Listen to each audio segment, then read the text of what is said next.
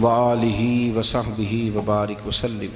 حمد و صلات کے بعد عزیز دوستو، بزرگوں اور بھائیوں، امیر المومنین، خلیفۃ المسلمین، مراد مصطفیٰ صلی اللہ تعالی علیہ وسلم حضرت سیدنا عمر فاروق رضی اللہ تعالیٰ عنہ کو 26 ذی الحج کو زخم لگا تھا، قاتلانہ حملہ آپ پر کیا گیا تھا، اور یکم محرم الحرام کو اسلام کے اس بطل جلیل، اس قائد، اس لیڈر اور دنیائے اسلام پر اپنی سیرت کے انمٹ نقوش چھوڑنے والے اس خوبصورت انسان نے دنیا سے پردہ فرمایا۔ حضرت عمر فاروق رضی اللہ تعالیٰ عنہ ان لوگوں میں سے ہیں جو ابن الوقت نہیں ہوتے، ابو الوقت ہوتے، جو وقت کے مطابق نہیں بدلتے بلکہ وقت کو اپنے مطابق بدل دیا کرتے ہیں۔ یہ وہ لوگ تھے کہ دین ان کا اوڑھنا بچھونا تھا، ان کا چلنا پھرنا دین تھا، ان کا ہنسنا اور رونا دین تھا۔ انہیں علم الیقین سے لے کر عین الیقین تک ایک خاص مقام اللہ نے عطا کر دیا تھا، تو بس پھر یہ سمجھ گئے تھے کہ دین ہی زندگی ہے، دین ہی روح ہے، اور دین ہی ہماری اصل ہے۔ نبی کریم صلی اللہ تعالیٰ علیہ وسلم نے فرمایا کہ میں نے خواب دیکھا ہے، کچھ لوگوں کو میں نے قمیضیں پہنے ہوئے دیکھا، کچھ کی قمیضیں ناف تک تھیں، کچھ کی پیٹ تک تھیں، اور کچھ کی گھٹنوں تک تھیں۔ عمر، میں نے تمہیں بھی دیکھا ہے،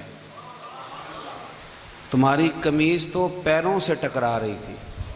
تو حضرت عمر کہنے لگے، حضور خواب کوئی دیکھتا ہے، تعبیر کوئی بتاتا ہے، پر یہاں کمال یہ ہے کہ خواب بھی آپ نے بتایا ہے، تعبیر بھی آپ ہی بتائیں گے۔ حضور پھر بتا دیں اس خواب کی تعبیر کیا ہے؟ تو حضور نے فرمایا تعبیر یہ ہے کہ کسی کا دین ناف تک، کسی کا گھٹنوں تک، کسی کا پیٹ تک، اور عمر تو سارا ہی دین میں لپٹا ہوا ہے، تو سارا ہی دیندار ہے، سارا ہی۔ حضرت عمر فاروق رضی اللہ تعالیٰ عنہ آئیڈیل ہیں، ایک ہیرو ہیں۔ ان کی زندگی کے درجنوں پہلو ہیں، ہر سال ہم ایک پہلو بیان کر دیتے ہیں، کبھی عدل و انصاف پہ بات کر لیتے ہیں، کبھی نظام حکومت پر۔ ان کی زندگی کا ایک پہلو آج بھی ہماری گفتگو کا عنوان رہے گا، پر حضرت عمر کا مرتبہ اور مقام یہ ہے کہ نبی کریم علیہ السلام نے فرمایا کہ جبریل امین 950 سال میرے عمر کی شان بیان کریں تو عمر کی شان ختم نہیں ہوتی۔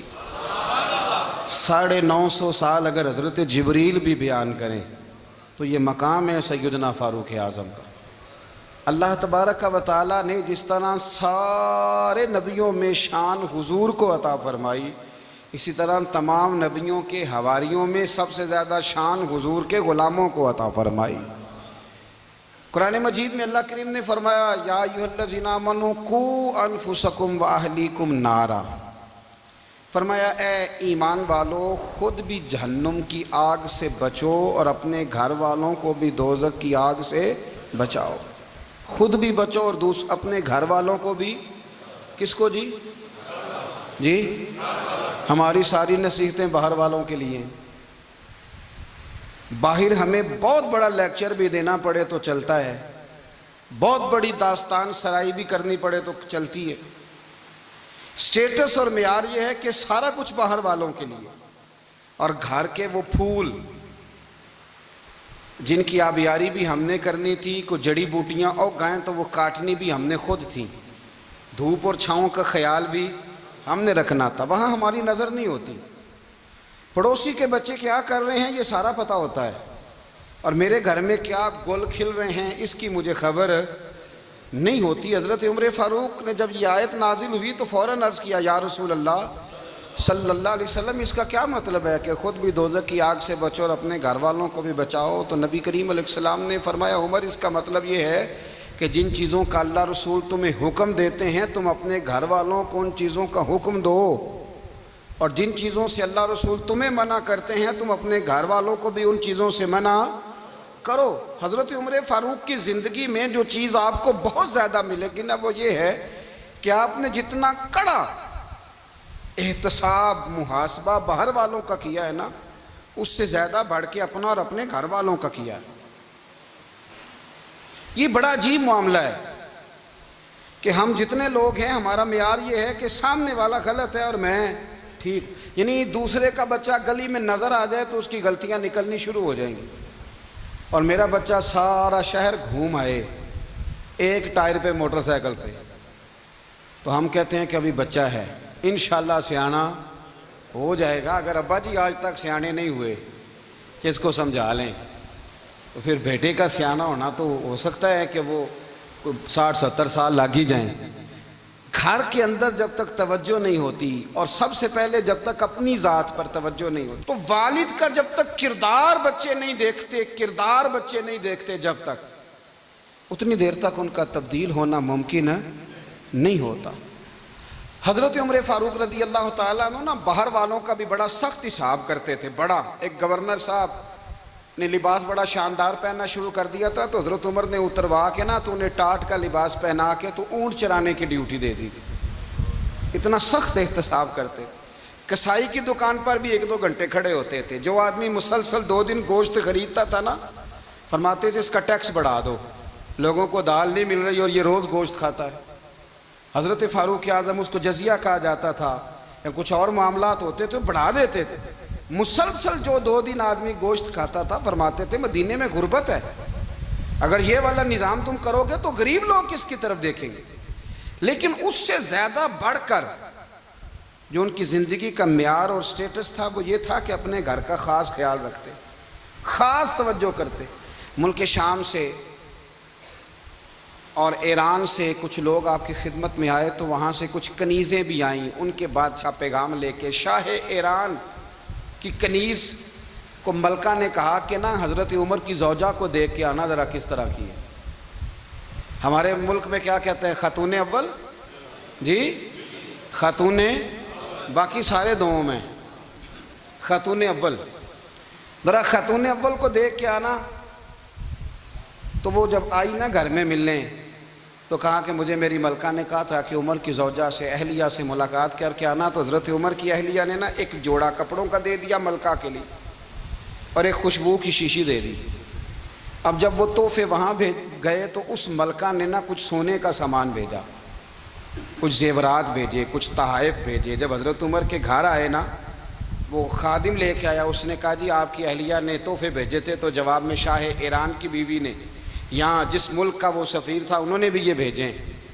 تو حضرت عمر فاروق نا وہ تحفے لے کے گھر گئے، تو جا کے کہنے لگے اپنی اہلیہ سے، یہ تو کب سے تحفے تحائف بھیجنے لگ گئی ہے، یہ کب سے نظام شروع ہو گیا؟ تو کہ حضور تحفہ دینا لینا تو ٹھیک ہے، سنت ہے، محبت بڑھتی ہے، تو یہ کوئی قباحت نہیں، اور میں نے اپنی ذاتی استعمال کے لیے جو چیزیں رکھی تھی وہ میں نے دی ہیں۔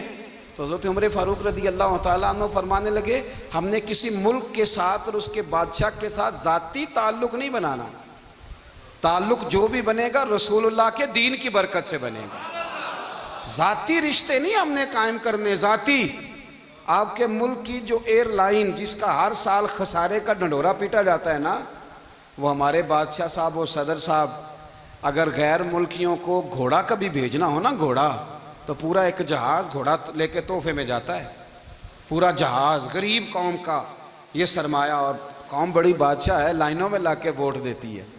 2 کام ہمیشہ لائن میں لگ کے کرنے، ایک بل لائن میں لگ کے جمع کرانا ہے، اور ایک ووٹ لائن میں لگ کے، تاکہ پھر پورے 5 سال لائن میں ہی لگے رہیں۔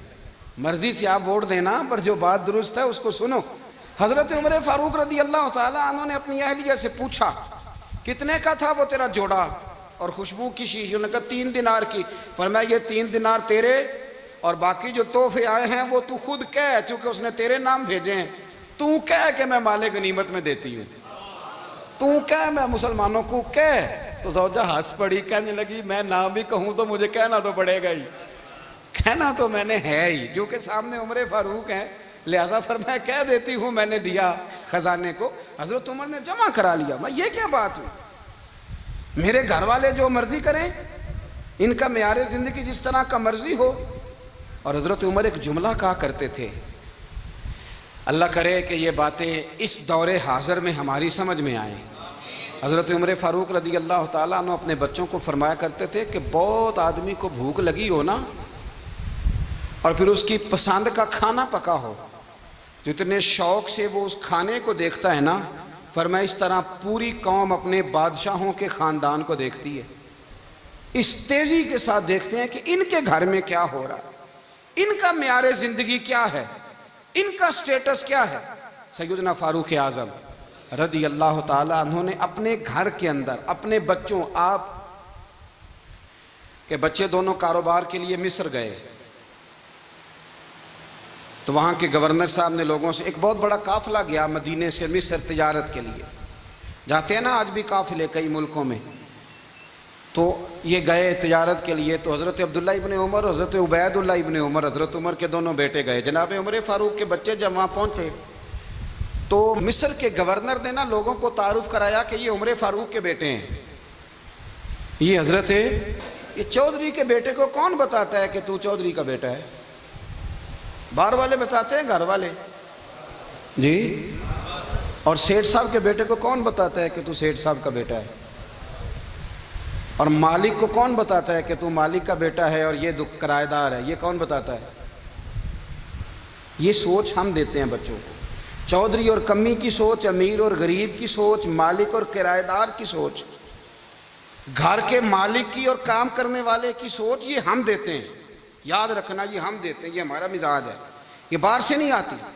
تو کوئی شہزادہ ہے، تو سیٹھ ہے، تو نواب ہے، یہ سوچ باہر سے نہیں آتی، یہ اماں سوچ دیتی ہے، اماں، یہ ابا سوچ دیتا ہے، اور پھر جب تباہی اترتی ہے تو اس کے ذمہ دار بھی باہر والے نہیں ہوتے، گھر والے ہوتے ہیں، گھر والے۔ ہمارے بچوں کی طبیعتوں پر زیادہ نقش باہر والوں کا نہیں ہوتا، گھر والوں کا ہوتا ہے، یاد رکھیے گا۔ حضرت عمر فاروق رضی اللہ، بچے ہیں، شہزادے ہیں، وہ کاروبار کرنے گئے اور وہاں لوگوں نے بتایا گورنر صاحب نے کہ یہ فاروق اعظم کے بچے ہیں، امیر المومنین کے۔ لوگوں نے ان سے زیادہ مال خریدا، تجارت میں زیادہ نفع ہوا، ظاہر ہے کہ وہ آپ کے جو اللہ خیر کرے حکمران ہیں، ان کے کاروبار کتنے ملکوں میں ہیں، کس بنیاد پر ہیں؟ وہ صرف اس بنیاد پر کہ وہ حکمران رہے، ان کے لیے آسان تھا بڑے لوگوں سے تعلقات بنانا۔ حضرت عمر فاروق رضی اللہ تعالیٰ عنہ کے بچے ڈھیروں مال کما کے جب واپس آئے نا، تو حضرت عمر سے آ کے بچوں نے بطور محبت کا، ابا جی اللہ نے بڑا ہی فضل کیا ہے، بڑا مال کمایا الحمدللہ، یہ دیکھیں کتنا نوازا ہے۔ تو حضرت عمر کہنے لگے سارے قافلے نے اتنا ہی کمایا ہے؟ سارے قافلے نے اتنا ہی کمایا ہے؟ کہ حضور نہیں، سارے قافلے نے اتنا نہیں کمایا، سب کو اتنا نہیں ملا، وہ تو وہاں گورنر صاحب نے لوگوں کو تعارف کرایا تھا کہ یہ عمر کے بچے ہیں، تو لوگوں نے پھر ہم سے بڑا ہی خریدا۔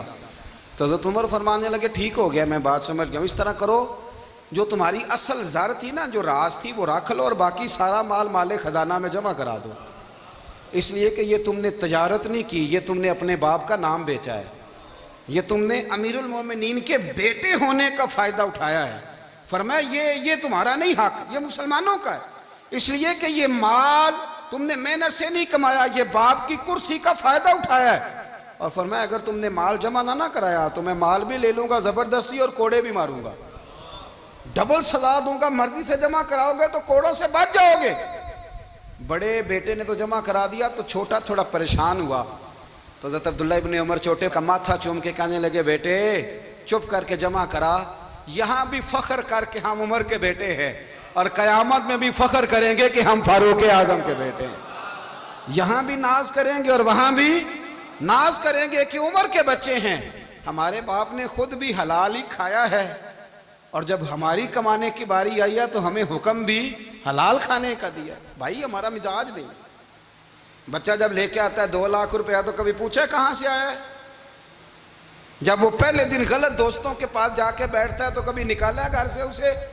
یہ بہت سارے خمیازے ہمیں اس لیے بھگتنے پڑتے ہیں کہ ہم ابتدا میں سوراخ بند نہیں کرتے، جب اس میں شگاف پڑ جاتا ہے، سیلاب آتا ہے تو ہمیں ہوش آتی ہے۔ حضرت عمر نے اپنے گھر میں نگرانی رکھی، کڑی نگرانی، زیادہ نماز گھر میں پڑھتے تھے حضرت عمر، نفلی نمازیں زیادہ کیوں بلا؟ بھائی یاد رکھیں کہ آپ نے اگر سجدہ کرنا ہے تو بچہ لیٹ جائے گا، وہ اسے پتا کوئی نہیں سجدہ کیا ہے. لیکن جب گھر میں کبھی قرآن ابا جی کھول لیں نا، جب ابا جی کا موڈ بن جائے نا لیکچر دینے کا، وہ گھر میں شروع ہو جاتے ہیں، کہتے ہیں آپ لوگ نماز نہیں پڑھتے اس لیے میرے کاروبار میں برکت کوئی نہیں، تم سویرے قرآن پاک نہیں کھولتے تو میں تباہ ہو گیا. تو میاں آپ نے کب گھر میں قرآن پاک کھولا تھا؟ آپ نے کب نماز پڑھی؟ آپ نے کب گھر کے اندر اللہ رسول کا ذکر کیا تھا؟ آپ نے کب حدیث چھیڑی؟ آپ نے بھی تو گھر کے اندر جب بھی آپ آئے ہیں تو آپ نے وہی کچھ کیا جو دنیا دار کرتے ہیں. آپ بھی تو اپنا موبائل لے کے الگ کونے میں بیٹھ گئے. آپ نے بھی تو کہا ہے کہ اب تمہارے چینل ختم، اب میری مرضی والا چلے گا.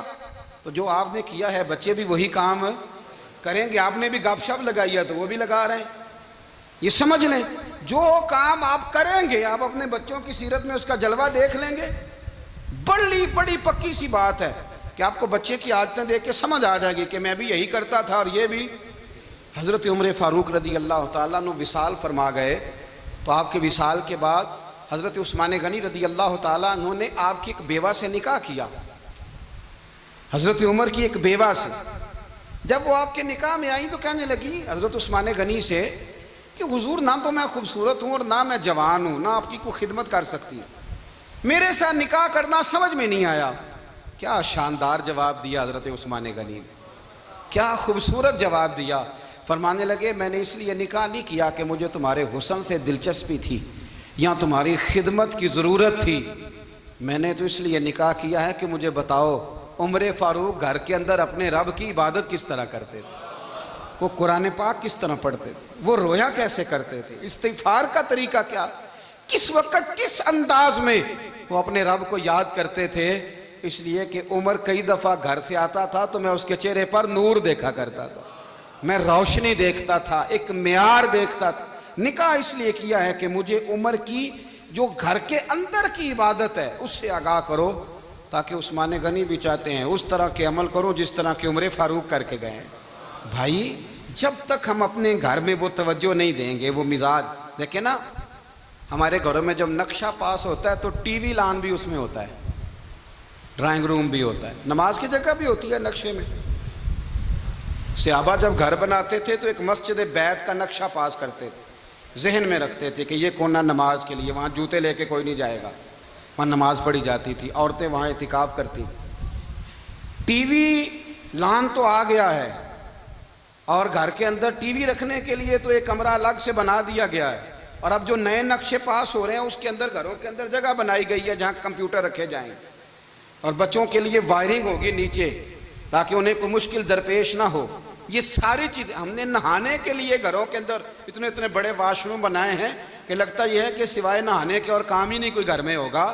ہر چیز آ گئی، پر اللہ کرے کوئی تفسیر بھی ٹیبل پہ پڑی نظر آئے، کوئی حدیث کی کتاب بھی ٹیبل پہ پڑی نظر آئے.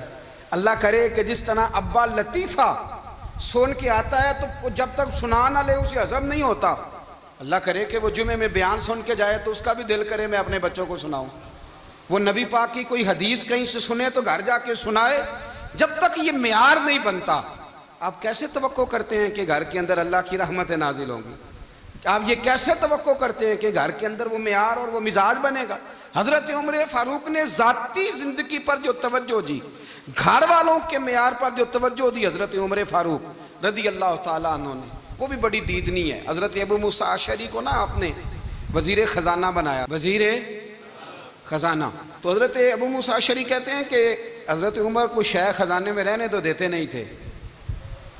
ایک دن میں صفائی کر رہا تھا اس کمرے کی جس میں خزانہ رہتا تھا. ہمارے تو ملک میں جو جاتا ہے وہ صفائی کر کے ہی جاتا ہے، اللہ خیر کرے. اور خیر معیار بدلتا ہے. جو پچھلی حکومت ہوتی ہے وہ قرضہ اٹھاتی ہے، وہ باہر سے جاتی ہے تو قرضہ لے کے آتی، اور جو نہیں آتی ہے وہ کہتی ہے ہمیں پیکج مل گیا ہے. وہ قرضہ نہیں اٹھاتے، ان کو کیا ملتا ہے؟ یعنی پچھلی نے قرضہ لیا تھا اور ہم نے، واہ جی واہ کیا خوبصورت انداز ہے. اس کا نام بدل کے نا، انہوں نے قرضہ لیا تھا اور ہم نے، میں کہا بڑے شاندار سیانے بندے ہو گئی.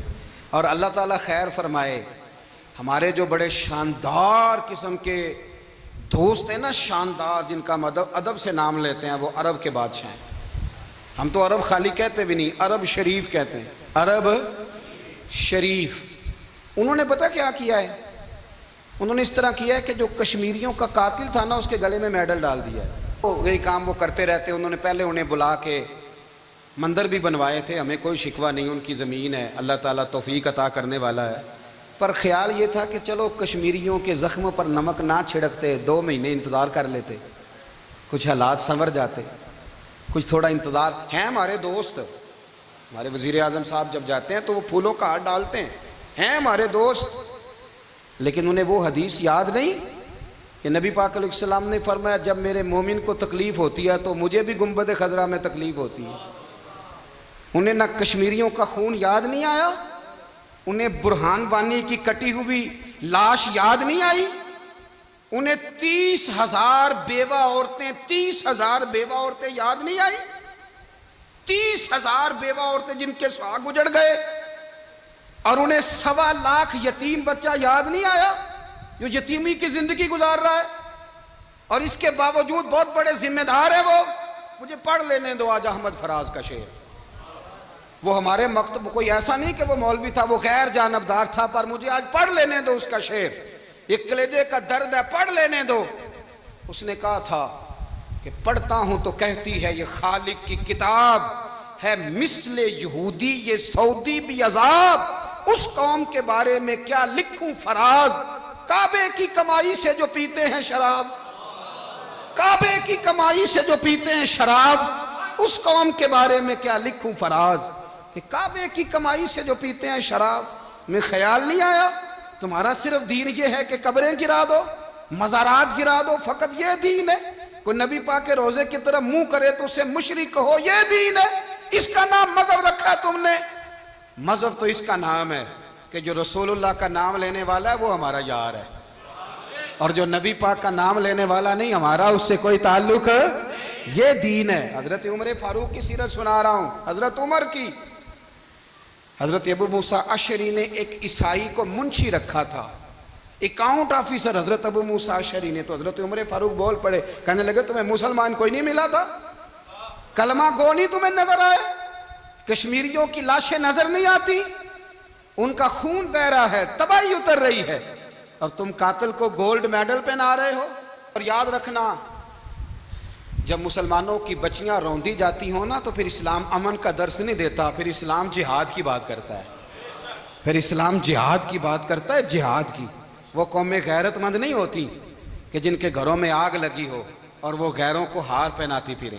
اللہ کا کچھ خوف کرو, زندگی مختصر ہے. دبئی میں کتنے رہے اور کتنے چلے گئے. خدا را کچھ خدا تم سے اچھے تو وہ نیو یارک کے رائٹر ہیں جو کم از کم اپنے کالموں میں کشمیر کی بات کرتے ہیں. تم سے اچھا برطانیہ کا وہ شخص ہے جو کم از کم BBC لندن پہ رپورٹ جاری کرتا ہے تو کہتا ہے کشمیر پہ ظلم ہو رہا ہے. تم سے تو وہ اچھے رہ گئے. تم نے بات کرنا تو دور کی بات, تم نے دشمنوں کے گلے میں ہار پہنانے شروع کر دیے. کل جب پوچھیں گے بلا کے تم کو اپنے سامنے, کیا جواب جرم دو گے تم خدا کے سامنے. بڑی تکلیف ہوئی, بڑی تکلیف ہوئی. وہ نا منصور حلاج کو پھانسی دی جا رہی تھی تو حضرت جنید بغدادی بھی آ کے دیکھنے لگے.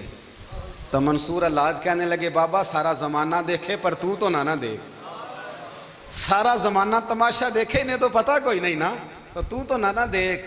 عرب شریف والو, ٹرمپ اسے انعام دیتا تو تکلیف کوئی نہیں تھی, ملکہ وکٹوریا اسے انعام دیتی تو تکلیف کوئی نہیں تھی, پر تم تو نہ ایسا کرتے. تم تو اپنے تھے, تم تو کلمہ گو تھے, تم تو یہ ظلم نہ کرتے, تم تو یہ حرکت نہ کرتے. میں کہتا ہوں ٹھہر ہی جاتے. جانا نہیں دنیا سے, اللہ کے حضور حاضر نہیں ہونا. جب رسول اللہ قبر میں آئیں گے تو کیا جواب دو گے؟ خدا را حضور نے فرمایا تھا گناہ روک نہیں سکتے تو دل میں ہی برا جان لو. ذالک اضعف الایمان, یہ کمزور ایمان ہے, کم از کم اتنی حد تک تو آ جاؤ, دشمن سے گلے تو نہ ملو. خدا را سمجھیں ہمارا پہلا تعارف یہ ہے کہ ہم رسول اللہ کے غلام ہیں. اقبال نے کہا تھا وطن کا بت نہ بنانا, وطن کو بت نہ بنانا.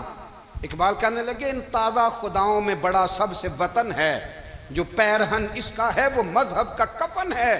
اس لیے کہ بازو تیرا توحید کی قوت سے قوی ہے, اسلام تیرا دیس ہے, اسلام تیرا دیس ہے. کیونکہ تو مصطفی ہے, تو نبی پاک والا ہے, مصطفیٰ والا. اسلام تیرا دیس ہے, تو مصطفی ہے. امریکہ میں جو مسلمان رہتا ہے ہمارا بھائی ہے، اور پاکستان میں جو مرزائی رہتا ہے اس سے ہمارا کوئی تعلق نہیں ہے. حضرت عثمان غنی نے اپنے چچا کے بیٹے سے کہا تھا کہ تو کلمہ نہیں پڑھتا تو تیرا میرا رشتہ کوئی نہیں.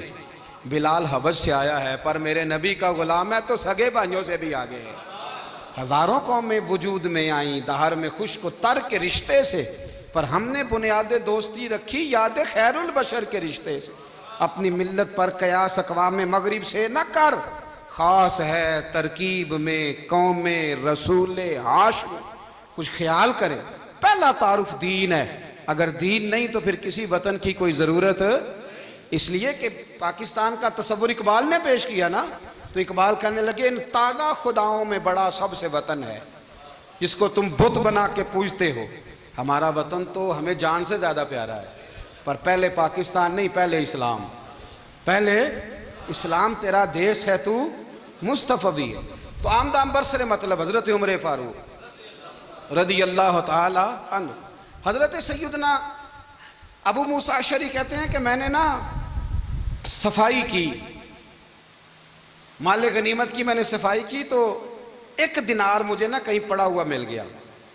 تو فرماتے ہمیں اجازت ہوتی تھی کہ ایک آدھ دینار ہم اپنی مرضی سے کہیں خرچ کر سکتے. اگر آپ ناراض نہ ہوں تو ہمارے ہاں جب چیئرمین صاحب ناظم صاحب ٹھیکے دیتے ہیں تو ٹھیکیدار ان کا چھوٹا بھائی ہوتا ہے، یا چچا کا بیٹا ہوتا ہے، یا خالہ کا بیٹا ہوتا ہے.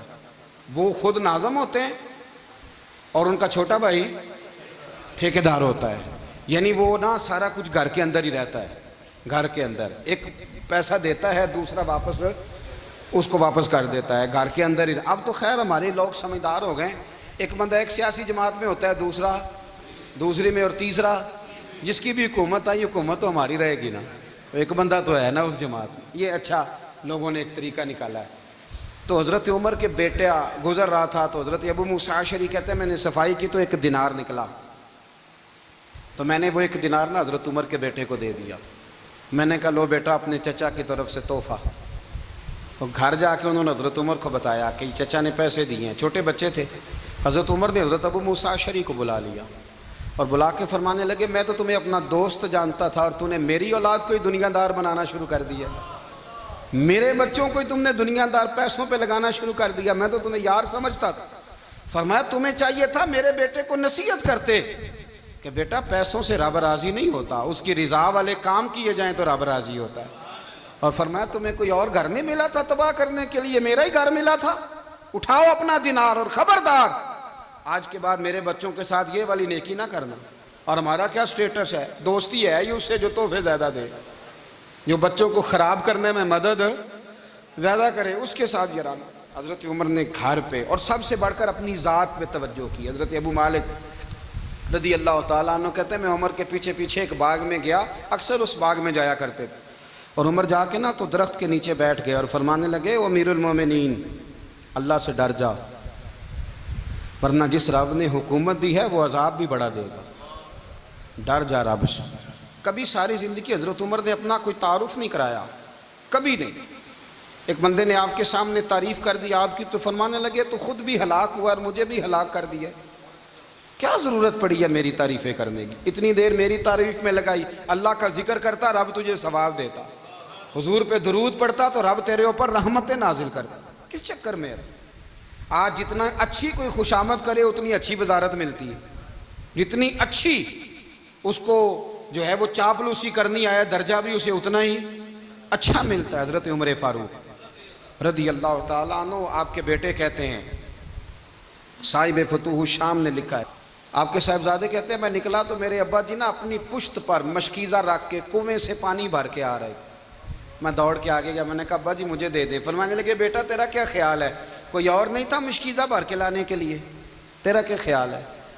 کہا ابا جی بڑے لوگ تھے پر آپ کیوں اٹھا رہے ہیں؟ فرمانے لگے نفس نا ذرا میرا بڑا ہو گیا تھا، اسے ذرا ذلیل کر رہا ہوں، ذرا اپنا محاسبہ کر رہا ہوں. یہ مجھے کہہ رہا تھا تو بڑی چیز ہے، تو میں نا ابھی مشکیزہ گھر رکھ کے آؤں گا، پھر تیری ماں نے مجھے کہا ہے کہ گھر میں لکڑیاں کوئی نہیں جلانے کے لیے، پھر میں جنگل سے لکڑیاں کاٹ کے لاؤں گا. اب میں امیر المومنین بن کے نا تو میرا نفس تھوڑا بڑا ہو گیا. اب یقین کریں ہمارا ہاضمہ خراب ہو جاتا ہے جب تک ہمارا تعارف صحیح نہ ہو. ہمارا تعارف ٹھیک نہ ہو، میں یہ ہوتا ہوں، میں وہ ہوتا ہوں، چھوڑ، مٹی دیں تے مٹی رہنا ہی، مٹی دیں تے مٹی دیں تے مٹی رہنا ہی، ایویں کادی بلے بلے، اج مٹی دے اتے بندیا تے کل مٹی دے تھلے، مٹی دیں تے مٹی رہنا ہی، کادی بلے، مجھے پوچھ لو، مجھے جان لو، میرا نام لے لو، میں بھی آیا ہوں، میں بھی ہوتا ہوں، میرا بھی یہ تذکرہ ہے، میں بدکار پرانا خادم، کسے در ملی نہ ٹوئی، اے تے واصف یار نے نظر جو کی تھی تے واصف واصف ہی ہوئی۔ یہ تو بڑی بات کی بات ہے، تو بات کی بات ہے صاحب، ورنہ من نانم کے من نانم، جو ہم ہیں اس کا ہمیں پتہ تو ہے نا بھائی۔ کبھی بھی یہ جو ذات کا چکر ہے نا، میں بھی ہوں، مجھے بھی، او بھائی یاد رکھو میں کون ہوں، یہ جو نام نمود اور یہ خواہشیں اور یہ جو وقار، یہ تو کمزور لوگوں کا طریقہ ہے، جس کو اپنا تعارف کرانا پڑ گیا، اس سے بھی زیادہ کمزور کوئی ہے، فوٹو میں دکھاتا پھرتا ہے فلانے کے ساتھ فوٹو، فلانے، تو کمزور بندے یہ کام کرتے۔ حضرت عمر فاروق، اللہ اکبر، حضرت عمر جیسا بندہ 24 لاکھ مربع میل کا حکمران، اور شاہ روم کو خط لکھ کے کہتا ہے میں منت نہیں کرتا، میں حکم دیتا ہوں۔ اتنا تگڑا بندہ، جنگ قادسیہ کے لیے حضرت سعد بن ابی وقاص کو بھیجا، فتوح شام پڑھ کے دیکھیں۔ حضرت عمر بڑے پریشان ہیں، اتنے دن ہو گئے کوئی رپورٹ ہی نہیں آئی، اب تو موبائل ہے نا، تو ایک ایک منٹ کی رپورٹ لیں آپ، بلکہ آپ ایک ایک منٹ کی فوٹو لیں، آپ رپورٹ تو دور رہ گئی۔ حضرت عمر فاروق رضی اللہ تعالیٰ عنہ بڑے پریشان ہیں کہ قادسیہ میں حضرت سعد بن ابی وقاص کے ساتھ لوگ جہاد کرنے گئے، رپورٹ کوئی نہیں آ رہی، اتنے پریشان تھے کہ باہر نکل کے نا اس رستے پہ بیٹھ جاتے جو رستہ قادسیہ کی طرف سے آتا تھا، اس جو بھی آتا جاتا پوچھتے جنگ کے کیا حالات ہیں۔ ادھر جب اللہ نے فتح دے دی نا، تو حضرت سعد بن ابی وقاص رضی اللہ تعالیٰ عنہ نے نا ایک قاصد کو خط دے کے بھیجا، کہنے لگے عمر کے پاس جاؤ، انہیں اطلاع دو کہ الحمدللہ اللہ نے اسلام کو فتح عطا کر دی۔ یہ حضرت عمر کو جا کے دینا، وہ بڑے پریشان ہوں گے۔ وہ جو اس زمانے میں اس طرح ہوتا تھا کہ کئی دور دور سے صحابہ جو دوسرے شہروں کے ملکوں کے رہنے والے ہوتے تھے، وہ بھی آ کے شامل ہو جاتے تھے جہاد میں۔ کوئی ایک دفعہ مدینے آیا، کوئی 2 دفعہ آیا، پھر اپنے اپنے علاقوں میں بہت سارے لوگوں نے زیادہ دفعہ حضرت عمر کو دیکھا بھی نہیں تھا۔ وہ جو قاصد خط لے کے آیا تھا نا، اس نے 1 دفعہ دیکھا تھا، حضرت عمر بوڑھے ہو گئے، وہ پہچانتا نہیں تھا۔ میری بات کی سمجھ آ رہی ہے آپ حضرات کو؟ ادھر سے وہ خط لے کے آ گیا، حضرت عمر مدینے سے باہر نکل کے اس روڈ پہ بیٹھے تھے جو قادسیہ سے آتا تھا۔ جب وہ اس آدمی کو آتے دیکھا تو حضرت عمر اٹھ کے کھڑے ہو گئے، فرمانے لگے قادسیہ سے آ رہے ہو؟ وہ کیا کہتا ہے؟ پھٹے پرانے کپڑے، ٹوٹے ہوئے جوتے، سر پہ پرانی پگڑی، کہنے لگے غلام مدینے کے رہنے والے ہو؟ حضرت عمر کہنے لگے ہاں مدینے کا ہوں۔ کہا میں قادسیہ سے آیا ہوں، الحمدللہ اللہ نے اسلام کو فتح دے دی ہے، الحمدللہ کفر کی کمر ٹوٹ گئی ہے۔ اس نے یہ بات کر کے تو گھوڑے کو ایڑی لگائی، گھوڑا دوڑنے لگا مدینے کے، حضرت عمر بھی ساتھ ساتھ دوڑ رہے، فرمانے لگے اچھا بتاؤ خالد بن ولید کا کیا حال ہے؟ تھوڑا آگے جا کے فرمانے لگے اسامہ بن زید کیسے ہے؟ وہ کہتے ہیں ٹھیک ہے۔ پھر اس نے اور گھوڑا، عمر ساتھ ساتھ دوڑ رہے ہیں، ساتھ ساتھ 24 لاکھ مربع میل کا حکمران، ایک جوتا پیر سے نکل گیا، عمر دوڑ رہے ہیں۔ آگے جا کے پوچھتے ہیں سعد بن ابی وقاص کا کیا حال ہے؟ کہ حضور وہ بھی ٹھیک ہے۔ کتنے لوگ میرے شہید ہو گئے مسلمانوں میں سے؟ کہنے لگا صحیح گنتی کا نہیں پتا، یہ لفظ ادا ہوتے ہوتے مدینے کی سرحد آ گئی۔ لوگوں نے عمر کو گھوڑے کے ساتھ دوڑتے دیکھا تو کہا امیر المومنین کیوں دوڑ رہے ہیں؟ وہ غلام چھلانگ لگا کے نیچے آیا، قدموں میں بیٹھ گیا، کہنے لگا حضور آپ نے بتایا ہی نہیں آپ امیر المومنین ہیں۔ آپ فرمانے لگے کیا بتاتا؟ میں تو اونٹ چرانے والے کا پتر ہوں، کیا بتاتا؟ وہ عمر ہوں جس نے اپنے گناہوں کا حساب دینا ہے، کیا بتاتا؟ جو سعد بن ابی وقاص کو جہاد پہ بھیج کے خود بزدلوں کی طرح گھر میں بیٹھا ہے، کیا بتاتا؟ کوئی حیثیت نہیں، کوئی تار، تو نے اچھا کیا، تو مجاہد تھا، مجھے ساتھ ساتھ دوڑایا، تو نے اچھا کیا۔ جتنے لوگ تھے چیخیں مار کے رونے لگے۔ حضرت فاروق اعظم سے کہنے لگے عمر جب تک تیرے جلوے رہیں گے اللہ کامیابیاں ہی عطا فرمائے گا، جب تک تیرا رنگ رہے گا اللہ تعالیٰ نوازتا ہی رہے گا۔ کچھ نہیں، کبھی اپنا آپ ظاہر ہی نہیں کیا۔ بہت بڑے تھے، بہت بڑے تھے حضرت عمر، بڑے تھے، لیکن ساری زندگی اپنے محاذ۔ حضرت ابو رافع غلام تھے، قرآن پاک بڑا سونا پڑھتے تھے۔ حضرت عمر جب بھی انہیں ملتے کہتے ابو رافع تو عمر سے اچھا ہے، قرآن بڑا شاندار پڑھتا ہے۔ تو وہ کہتے حضور اگر میں قرآن صحیح پڑھتا ہوں تو آپ کو قرآن کی تشریح زیادہ صحیح آتی ہے، آپ بھی تو مجھ سے افضل ہیں۔ تو آپ فرماتے نہیں پھر بھی تو مجھ سے افضل ہے۔ کیوں؟ اس لیے کہ تو اپنے غلام اپنے آقا کی نوکری بھی ٹھیک کرتا ہے اور رب کی عبادت بھی ٹھیک کرتا ہے، اور مجھے خالص صرف عبادت کرنی ہوتی ہے وہ بھی ٹھیک نہیں کر پاتا۔ ساری زندگی اپنا محاسبہ، ساری زندگی اپنے گریبان میں دیکھا، ساری زندگی اپنے آپ کو پرکھا، اپنے آپ کو ٹٹولا، 62 سال عمر بیت گئی۔